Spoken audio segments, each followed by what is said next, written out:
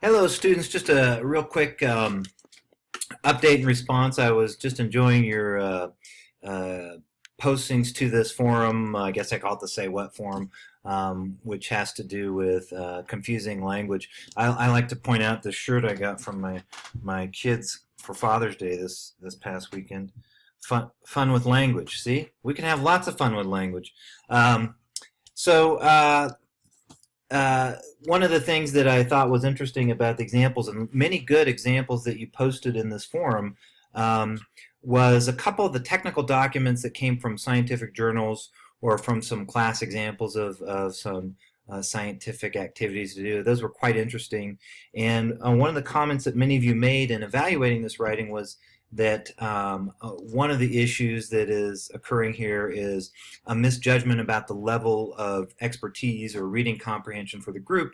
A lot of jargon, a lot of language is being used that the particular readers may or may not be able to follow. And so that was one element that made some of the writing sort of confusing, was just a mismatch between the level of expertise and detail and sometimes jargon, and even for an intended audience, occasionally this type of technical writing can be quite ineffective, and we have to retrain scientists and people in technical fields to write more clearly and effectively, even for these audience of experts. And sometimes people don't want to say that they can't follow an article because they think it makes them look less smart or whatnot. So that's a real common issue. The other sort of examples we got were mostly examples of instructions for assignments that you as college students encounter, including instructions for this class. And having taught technical writing for a while, I'm very aware of that. It's always tricky to try and walk students through a set of instructions, which is why in the next unit I had you do that exercise where we looked at the CSC Start Office and their scholarship page, which is pretty confusing to follow. We had an example here from a student who had some trouble with some transfer elements. It's hard to walk students through these processes. They can be quite complex. And so this ties in well with our first assignment where we're trying to take students through a complex set of procedures or instructions. And I hope you see how you're picking up on the way that that can be really a challenge and difficult for readers, and a challenge to try and figure out how to more easily direct this people through those processes. The example that I posted was from an actual email that we had here on campus, as you can see in the background there. And what was causing the misconnection here, I think, was the fact that there's no clear indication of what an E911 or an emergency phone system is. And the language here, CSE will be replacing internal-only phone number extensions that do not display properly with E911 externally accessible phone numbers that can be dialed directly from campus.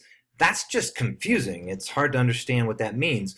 And what it turns out is that CSE changed to a phone system which uses the internet, actually, and the phones aren't connected into any sort of traditional phone lines. They're connected into the Ethernet system on campus, and they're all basically internet or Skype type phones.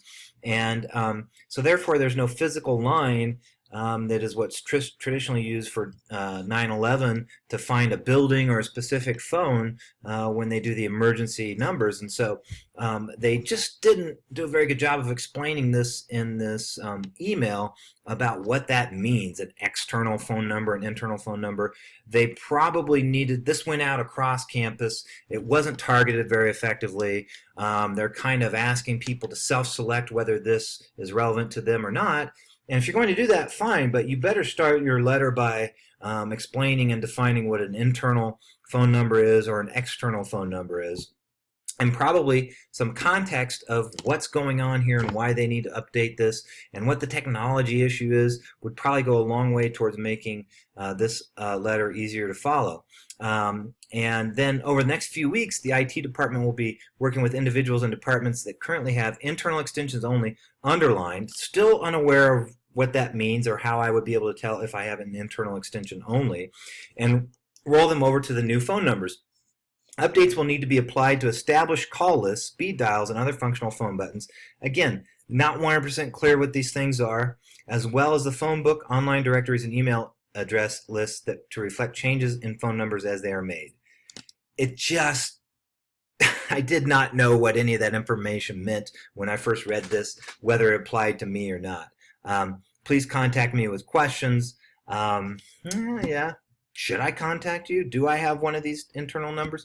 That is the issue with sort of this blanket targeted sort of statement and just a language that is very clear to the person writing the note, but is probably not going to be very clear to the audience who is unfamiliar with the context of all these details. So I thought we did a really nice job in this forum of identifying some of these confusing examples, and hopefully our own sets of instructions that we're working on in project number 1 will not have these same problems. Thanks again for your thoughtful contributions to this forum. I appreciate it.